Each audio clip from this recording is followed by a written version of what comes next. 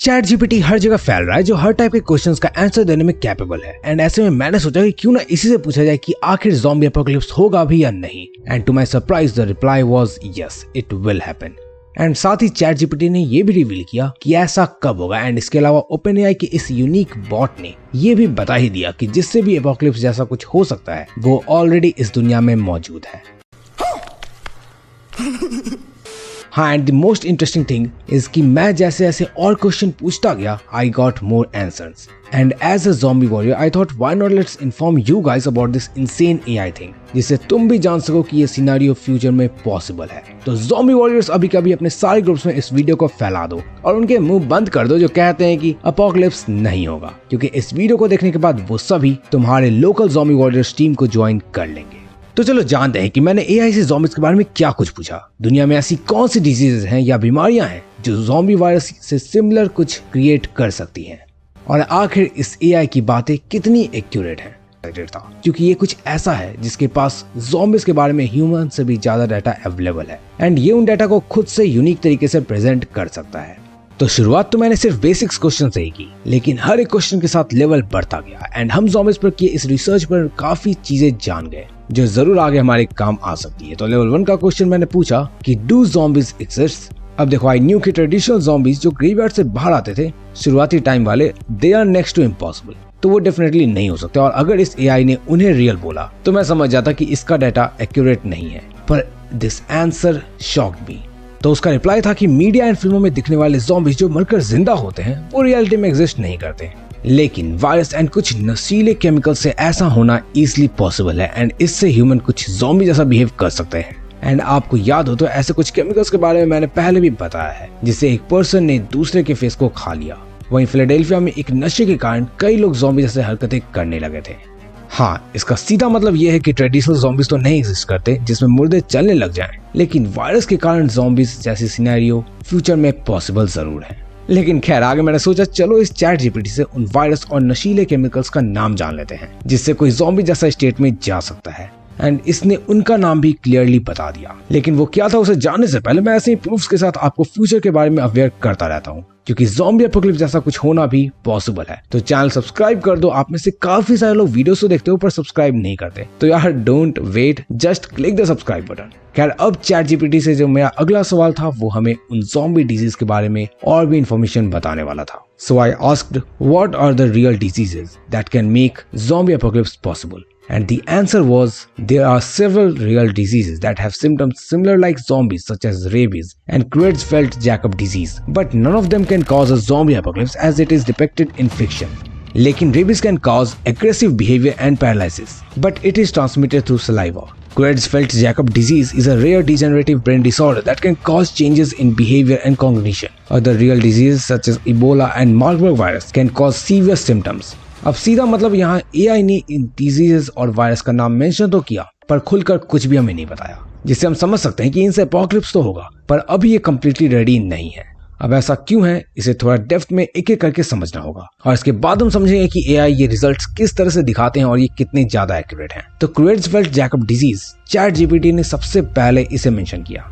ये एक वायरस नहीं बल्कि एक प्रायन डिजीज है। ये एक बहुत ही रेयर ब्रेन डिसऑर्डर है जिसकी वजह से दिमाग का डीजनरेशन होने लगता है, मतलब दिमाग के फंक्शंस खराब होने लगते हैं। ये डिजीज 1 in a million को अफेक्ट करते हैं। इसमें प्राइन्स मतलब कि दिमाग में होने वाले गलत प्रोटीन जमने लगते हैं और ये ज्यादातर बहुत बूढ़े लोगों में ही होता है।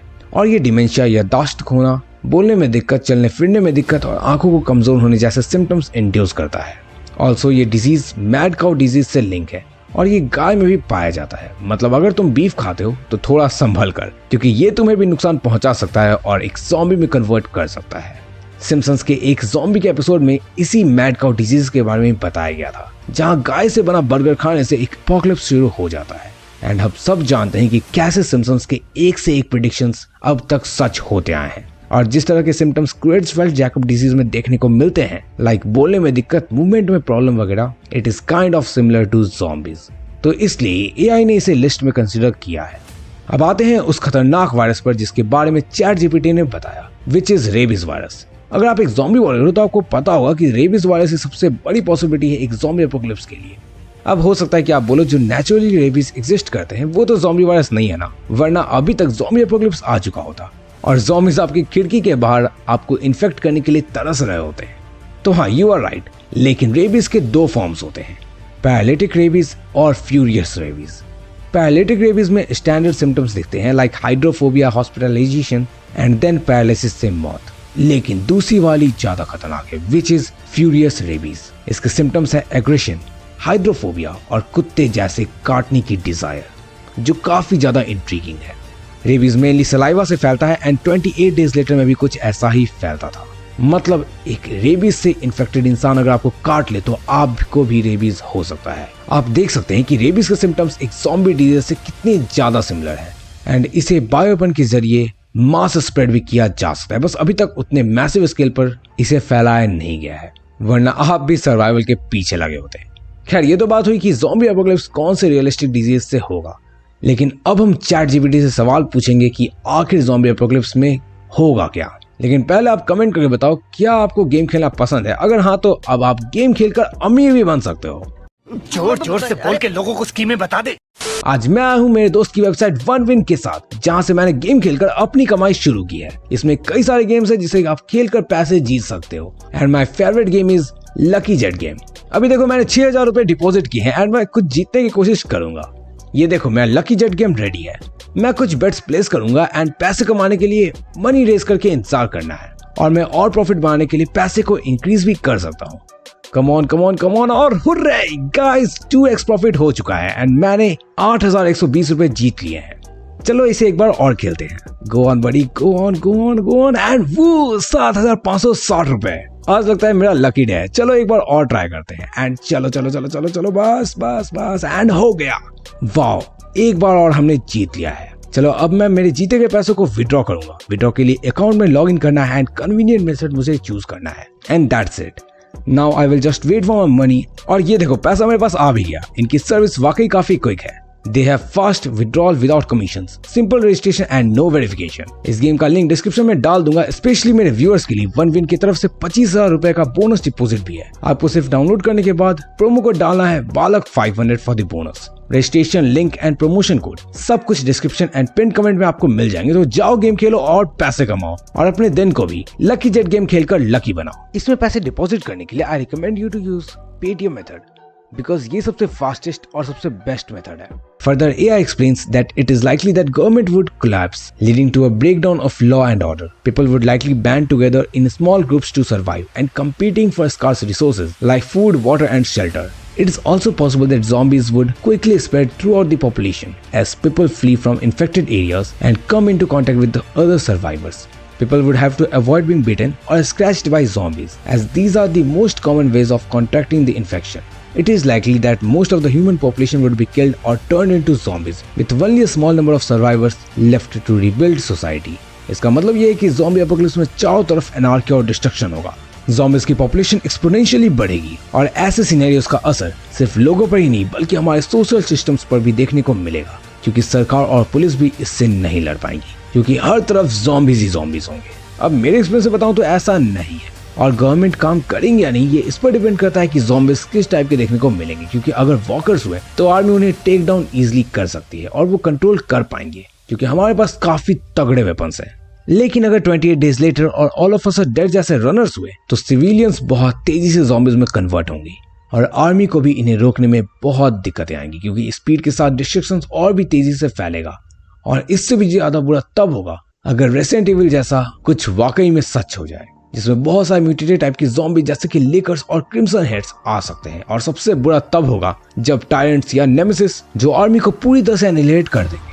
इसके अलावा भी रियल लाइफ के कुछ फैक्टर्स जो एपोकलिप्स ला सकते हैं उसे हम आगे जानते हैं, लेकिन पहले देखते हैं कि इसके कंसिक्वेंसेस क्या क्या होंगे। एपोकलिप्स में जब बड़ी बड़ी सिटीज ज़ॉम्बी वेस्टलैंड में कन्वर्ट होंगी तब सरकार न्यूक्लियर ऑप्शन सोचेगी और ज़ॉम्बी प्रोन सिटीज को न्यूक कर देगी और इवेंचुअली गवर्नमेंट एम्प्लॉयज के ज़ॉम्बी बन जाने से लॉ एंड ऑर्डर भी टूट जाएंगे, जिससे क्राइम एक्सपोनेंशियली बढ़ेगी और किसी को डर नहीं होगा।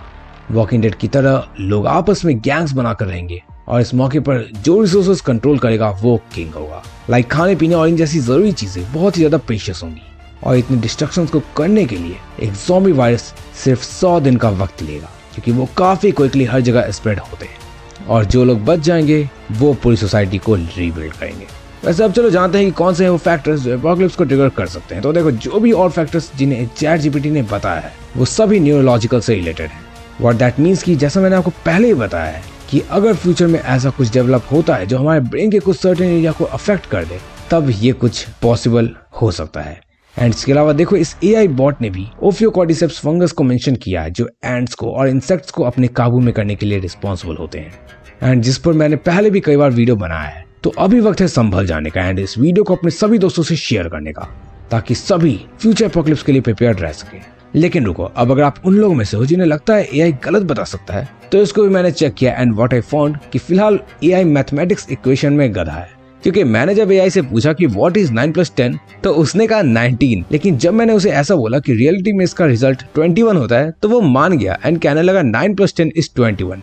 और जब मैंने दोबारा कंफर्म करने को कहा तो वो क्रैश ही हो गया, विच मीन्स कि अभी ये चैट जीपीटी बहुत एडवांस लेवल तक प्रिपेयर्ड नहीं है और बहुत ही बेसिक है।